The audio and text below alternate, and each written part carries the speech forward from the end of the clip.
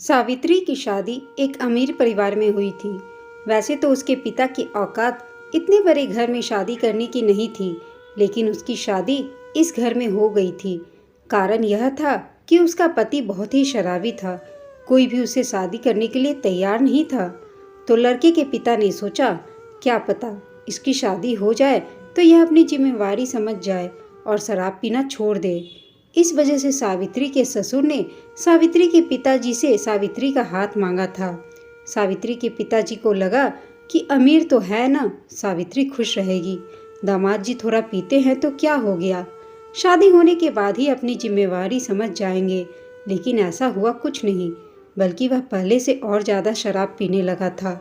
रात के 2 बजे तक घर आता था और घर आने के बाद जब भी सावित्री उससे कुछ कहती तो वह सावित्री को मारना पीटना शुरू कर देता था।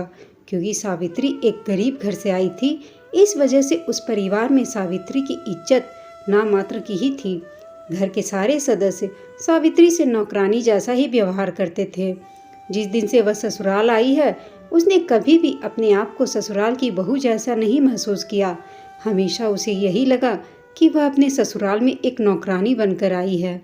कोई भी घर का सदस्य, चाहे उसके ननद हो, देवर हो या जेठानी हो, जेठानी के लड़के लड़कियां हो, उसके साथ एक नौकरानी जैसा ही व्यवहार करते थे। जब उसका पति उसके साथ सही से नहीं रहता था तो दूसरे क्या करे, बस अगर वहाँ रहती तो अपने ससुर के व्यवहार की वजह से। ससुर जी हमेशा सावित्री से सही से बात करते थे।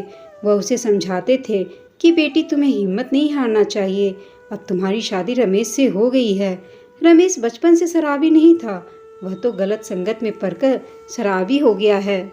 शादी हुए 5 साल से भी ज़्यादा हो गया था, लेकिन सावित्री के जीवन में कोई भी बदलाव नहीं आया था, बल्कि उसका जीवन पहले से और भी ज़्यादा बदतर हो गया था।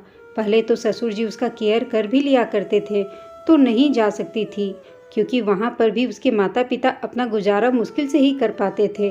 अगर वह अपने मायके चली जाएगी तो कैसे करेंगे, यह सोचकर अपने ससुराल में ही रह जाती थी। कुछ ना तो चलो 2 वक्त का खाना तो मिल ही जाता है। कितना ही कोशिश कर ली उसने, लेकिन उसका पति रमेश शराब छोड़ने को तैयार नहीं था। अब तो घर की हालत भी बिल्कुल ही खराब होने लगी थी। जब से सावित्री के ससुर मरे हैं, तब से घर में कमाई का जरिया भी बंद हो गया है, क्योंकि उसके ससुर का अच्छी खासी नौकरी थी, उसी से वह घर चलाते थे। लेकिन उनके मरने के बाद अब पेंशन उसके सासू माँ को मिलता है, जिसके सारे पैसे उसकी बड़ी जेठानी ले लेती है। रमेश अब सावित्री से रोज पैसे के लिए लड़ाई करना शुरू कर दिया था। सावित्री कई बार कहती थी कि मेरे पास पैसे कहाँ हैं जो मैं आपको शराब पीने के लिए दूं। धीरे धीरे उसने सावित्री के सारे जेवर बेचकर शराब पी गया। सावित्री के पास उसका मंगलसूत्र ही बचा था। एक दिन तो रमेश ने हद ही कर दी, वह मंगलसूत्र ही छीनने लगा। सावित्री ने बोला, कुछ भी हो जाए, यह मैं तुम्हें बेचने के लिए नहीं दूंगी। पति पत्नी का आपस में मारपीट शुरू हो गया था। मारपीट के दौरान ही रमेश ने अपने बच्चे को उठा लिया और बोला, अगर तुम मुझे मंगलसूत्र नहीं दोगी तो इस बच्चे को मैं नीचे फेंक दूंगा। उसे जरा भी एहसास नहीं था कि वह बच्चा जिसे फेंकने जा रहा था वह उसका ही बेटा था। शराब के प्यास ने उसे बिल्कुल ही अंधा बना दिया था। रमेश बच्चे को पकड़कर बालकनी के तरफ भागा। पीछे पीछे सावित्री आई, वह अपने बच्चे को छीनने लगी। छीना झपटी में ही रमेश बालकनी से नीचे गिर गया। सावित्री नीचे दौड़ी, उसका सर पूरी तरह से फट चुका था। सारे घर वालों को सावित्री ने आवाज़ लगाई, रमेश बालकनी से नीचे गिर गया है। नीचे गिरते ही खून इतना बह गया था कि हॉस्पिटल जाते जाते ही रास्ते में रमेश की मौत हो गई। घर के सभी लोगों ने सावित्री को हत्यारिन कहना शुरू कर दिया था। कोई भी उसकी बातों पर यकीन नहीं कर रहा था कि रमेश अपने आप गिरा है। उस दिन के बाद से तो सावित्री की जेठानी ने उसके बच्चे को भी छीन लिया था। यह बोलने लगी कि तुम्हारा क्या भरोसा, आज तुमने अपने पति को मार दिया, कल इस बच्चे को भी मार दोगी। बच्चा छीनने की वजह यह नहीं थी कि रमेश की मौत हो गई थी, बल्कि कारण यह था कि उसकी जेठानी को 4 लड़कियां पहले से ही थी। उसे लड़के की बहुत चाहत थी, लेकिन चाहकर भी वह लड़का नहीं पैदा कर पा रही थी। इसी वजह से सावित्री के लड़के को छीन लिया उसने और उसे अपना बेटा बनाकर पालना शुरू कर दिया। यहाँ तक कि जैसे जैसे बच्चा बड़ा होने लगा, उसको अपने तरीके से सावित्री के प्रति भड़काना भी शुरू कर दिया था उसकी जेठानी ने। बच्चे का नाम राहुल था। राहुल को हमेशा उसकी जेठानी बोलती थी कि तुम्हारी माँ ने ही तुम्हारे पापा को बालकनी से गिरा दिया था। अगर आप एक छोटे से बच्चे के मन में इस तरह की बातें डालेंगे तो उस पर इसका गहरा प्रभाव पड़ता है। वह भी अपनी माँ से नफरत करने लगा था। जब भी वह अपने बच्चे से बात करने की कोशिश करती, राहुल उसे यही बोलकर डांट देता था, जिसने मेरे पापा को मारा है, मैं उस औरत से बिल्कुल भी बात नहीं करना चाहता हूँ। सावित्री जानती थी कि सत्य क्या है, लेकिन वह अपने बेटे को इस वजह से भी उनके पास छोड़ी हुई थी कि वह जानती थी कि वह तो अपने बच्चे को सरकारी स्कूल में भी नहीं पढ़ा सकती है। अगर उनकी जेठानी के पास उसका बेटा रहता है तो कम से कम उसका बेटा प्राइवेट स्कूल में तो पढ़ने जाता, अच्छे कपड़े पहनता है, अच्छे से खाता पीता है और फिर दिन भर मेरी नज़रों के सामने ही तो रहता है, भले ही वह मेरे से बात करे या ना करे। यह सोचकर सावित्री कुछ नहीं बोलती थी। राहुल जैसे जैसे बड़ा होता गया, उसका अपने माँ के प्रति और नफरत बढ़ता गया। उसके मन में उसकी जेठानी ने और नफरत बढ़ती चली गई थी। वह चाहती थी कि राहुल कभी भी उसको छोड़कर ना जाए। राहुल अपनी बड़ी माँ को माँ कहता था। अपनी माँ को तो उसने जब से होश संभाला है कभी माँ कहा भी नहीं है। कई बार तो सावित्री को घर वाले बिना वजह के भी मारने पीटने लगते थे। राहुल चुपचाप देखता था, लेकिन फिर भी कभी भी यह नहीं बोलता था कि तुम लोग हमारी माँ को क्यों मार रहे हो। उसके मन में इतनी नफरत के बीज बो दिए गए थे। वह देखकर भी बिल्कुल अंधा जैसे रहने लगा था। धीरे धीरे राहुल बड़ा हो गया। एक दिन सावित्री को पता चला कि उसकी जेठानी ने राहुल की शादी कहीं तय कर दी है। लड़की वाले राहुल को देखने आ रहे हैं। जब उसे पता चला कि उसके बेटे की शादी के लिए लड़की वाले देखने आ रहे हैं तो उसने पूरे घर की सफाई बहुत अच्छे से किया और उसने सोचा कि आज बहुत स्वादिष्ट पकवान बनाएगी। लड़की वाले आ गए थे। उन्होंने लड़की का फोटो उसकी सास को दिखा रहे थे। सावित्री ने भी चुपके से फोटो देख लिया था। बहू उसकी बिल्कुल ही राजकुमारी जैसी थी। वह मन ही मन खुश हो रही थी कि मेरे बेटे की शादी इतनी खूबसूरत लड़की के साथ हो रही है। राहुल चाहे उसके साथ कैसा व्यवहार करता हो, लेकिन सावित्री कभी भी बुरा नहीं मानती थी। उसे अपने भगवान पर भरोसा था कि कभी तो राहुल का मन अपनी माँ के लिए बदलेगा। भगवान इतना निर्दयी तो नहीं हो सकता है। आखिर राहुल के शादी का दिन भी आ गया। सब लोग सज धज के बारात जाने के लिए तैयार होने लगे थे। घर के हर सदस्य महंगे महंगे कपड़े पहने हुए थे। सावित्री की जेठानी बनारसी साड़ी में महारानी लग रही थी और उसकी बेटियां डिजाइनर लहंगा पहनकर बहुत खूबसूरत दिख रही थी। उसका बेटा भी शेरवानी में राजकुमार दिख रहा था। वह दूर से ही अपने बेटे को निहार रही थी और मन ही मन कह रही थी कि भगवान मेरे बेटे को नजर न लगे। लेकिन किसी ने भी सावित्री को शादी में जाने के लिए नहीं कहा। उसे तो किसी ने नए कपड़े भी खरीद के नहीं दिए थे, बल्कि उसकी जेठानी ने एक पुरानी साड़ी दे दिया था उसे पहनने के लिए। राहुल बारात के लिए तैयार होकर कमरे से जैसे ही निकल रहा था, उसकी नज़र सावित्री पर पड़ी। उसने पहली बार अपने मुंह से प्यार से माँ शब्द बोला था। माँ, आप शादी में नहीं जा रही हो क्या? कब तैयार होंगी? माँ शब्द सुनने के लिए तो सावित्री कब से तरस रही थी। सावित्री ने बस इतना ही कहा कि बेटा, सब तो शादी में जा ही रहे ना, घर में भी तो कोई रहना चाहिए, मैं यहीं ठीक हूँ। तभी सावित्री की जेठानी दिख गई। उसने राहुल को बोला, बेटा चलो जल्दी चलो, तुम कहाँ किसके मुंह लग रहे हो? सावित्री की जेठानी सावित्री को उस समय भी ताने मारने से बाज नहीं आई। आखिर बोल ही दिया, अपने पति को तो खा ही गई, अब क्या मेरे बेटे को भी खाने के फिराक में है? सावित्री कुछ नहीं बोली। वही शुभ अवसर पर अपनी जेठानी से लड़ाई नहीं करना चाहती थी। राहुल की शादी धूमधाम से होने लगी थी। राहुल की होने वाली सास ने पूछा कि बेटा जी, आपकी माँ नहीं दिख रही है शादी में, कहाँ है? राहुल की बड़ी माँ तभी वहाँ पर आ गई और बोली, समधन जी, अरे वह आने वाली थी, लेकिन ऐन वक्त पर उसकी तबीयत खराब हो गई तो वह घर पर ही है। यह बात राहुल की होने वाली पत्नी मीनाक्षी ने भी सुन लिया था। उसे लगा कि सचमुच में उसकी सास बीमार होंगी। शादी होने के बाद सुबह विदाई का समय आ गया। विदाई के बाद मीनाक्षी अपनी ससुराल पहुंची। ससुराल जाने के बाद वह सबसे पहले राहुल से पूछी कि आपकी माँ यानी मेरी सास कहाँ है? राहुल ने सावित्री का कमरा मीनाक्षी को दिखा दिया। मीनाक्षी वहाँ गई तो देखा कि सावित्री तो बिल्कुल ठीक है। वह चुपचाप अपने कमरे में बैठी हुई थी। उसने अपने सास के पैर छुए और उनसे पूछा, मम्मी जी, आपकी तबीयत अब कैसी है? सावित्री बोली, बेटा मेरी तबीयत को क्या हुआ है, मैं तो बिल्कुल ठीक हूँ। मीनाक्षी ने कहा, हमें तो कल बताया गया था कि आपकी तबीयत खराब है, इस वजह से आप शादी में नहीं आई हैं। उसी वक्त राहुल की बड़ी माँ आई और मीनाक्षी को वहाँ से लेकर चली गई। कुछ दिनों के बाद से ही मीनाक्षी नोट करने लगी कि घरवाली का व्यवहार उसकी सास यानी सावित्री के प्रति सही नहीं था। सब लोग उसके साथ एक नौकरानी की तरह पेश आते थे।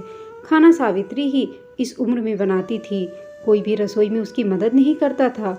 वह भी अगर कहती कि मैं रसोई में जा रही हूँ तो कोई भी उसे रसोई में नहीं जाने देता था, बल्कि यह बोल देता था कि अभी बहू तुम्हें आए कितने दिन हुए हैं, ससुराल में आराम से खाना बना लेना।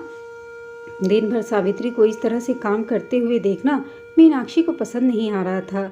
धीरे धीरे उसे यह बात पता चलने लगा था कि उसकी बड़ी सास सावित्री से सही तरह से व्यवहार नहीं करती है। वह चुपके से जाकर अपनी सास के काम में हाथ बटाने लगी थी। पूरे घर के कपड़े भी सावित्री ही धोती थी। एक दिन जब सावित्री कपड़ा धोने ले बैठी तो मीनाक्षी बोली, मम्मी जी आप रहने दीजिए, मैं कपड़े धो देती हूँ। मीनाक्षी भी मायके में कभी इतने सारे कपड़े नहीं धोई थी। मीनाक्षी ने जैसे तैसे सबके कपड़े धो दिए।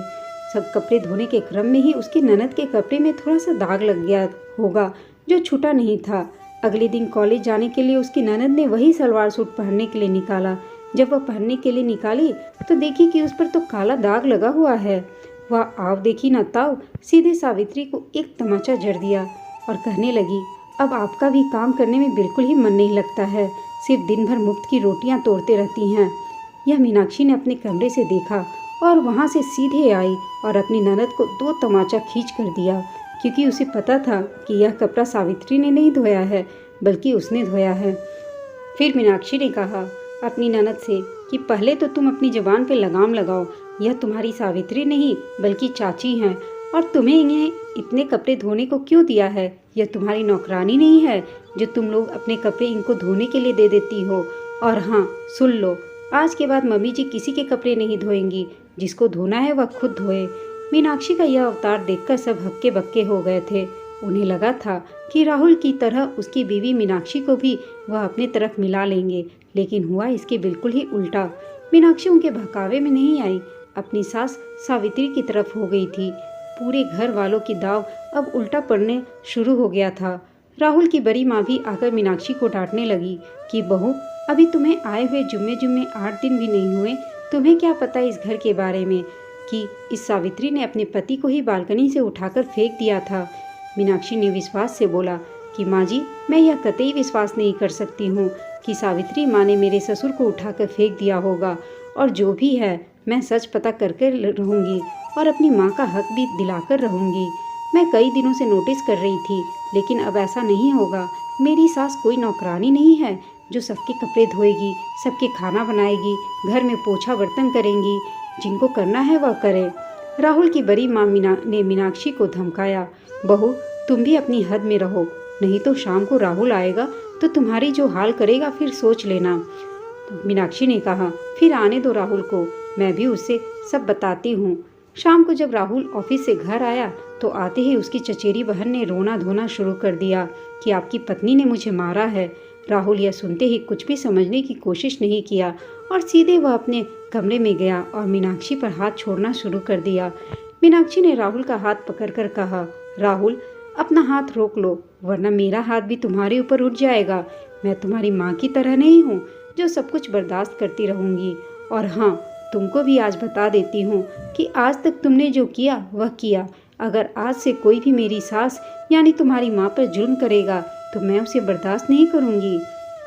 तुमने आखिर अपनी माँ को आज तक दिया ही क्या है? 9 महीने जिस माँ ने तुम्हें अपने गर्भ में पाल पोस कर बड़ा किया है, उसको तुमने सिर्फ ताने दिया। क्या तुम्हारा हक नहीं बनता है कि प्यार से एक बार भी बात कर लो? किस माँ का मन नहीं होता है कि अपने बेटे की शादी में जाऊं? और तुम लोगों ने क्या किया? उनको बीमारी का बहाना बनाकर घर पर ही छोड़ दिया। तुम जिस माँ से नफरत करते हो, आज मैं तुम्हें बता रही हूँ कि अगर वह आज नहीं होती तो तुम आज जिंदा नहीं बचते। जिस माँ को तुम अपने पिता की हत्यारिन मानते हो, समझते हो, उसी माँ की वजह से आज तुम जिंदा हो। बल्कि हत्यारिन सावित्री माँ नहीं बल्कि तुम हो। इतने सालों से अपनी माँ को टुकड़ों टुकड़ों में मारा है तुमने, कभी गाली देकर तो कभी हत्यारिन कहकर। तुम्हें पता भी है कि तुम्हारे पिताजी यानी मेरे ससुर की मौत कैसे हुई है? क्या तुमने कभी जानने की भी कोशिश की है? जो तुम्हें बताया गया तुमने उसी को सच मान लिया। और आज तक उसी भ्रम में जीते रहे कि तुम्हारी माँ ने ही तुम्हारे पिताजी का खून किया है। हाँ, मुझे पता है, माँ ने पिताजी को बालकनी से नीचे फेंक दिया है, राहुल ने कहा। राहुल, तो तुम गलत कह रहे हो, बल्कि माँ ने तुम्हारे पिताजी को फेंका नहीं था, बल्कि वह नीचे गिर गए थे। और वह भी कैसे गिरे थे? बात यह थी कि तुम्हारे पिताजी शराब के नशे में चूर माँ के मंगलसूत्र को छीन रहे थे। माँ देना नहीं चाह रही थी। उन्होंने बोला कि अगर तुम मंगलसूत्र नहीं दोगी तो तुमको नीचे फेंक देंगे, और तुमको ले जाकर बालकनी में फेंकने लगे। सावित्री माँ जैसे ही तुमको बचाने के लिए गई, तुम तो बच गए, लेकिन तुम्हारे पिताजी नशे की हालत में वहाँ से गिर गए। यह है सच्चाई। मीनाक्षी सबसे पूछ रही थी कि बताओ, आप लोग राहुल को यही सच है या नहीं? आप बताओ, किसी में हिम्मत झूठ बोलने की है कि बताओ सच बोलने की? तभी राहुल की दादी माँ वहाँ आई और बोली, हाँ बेटा, यही सच है, लेकिन तुम्हारी बड़ी माँ ने हम सबको इस बारे में तुमसे बताने को मना किया था, इसलिए हम सब चुप थे।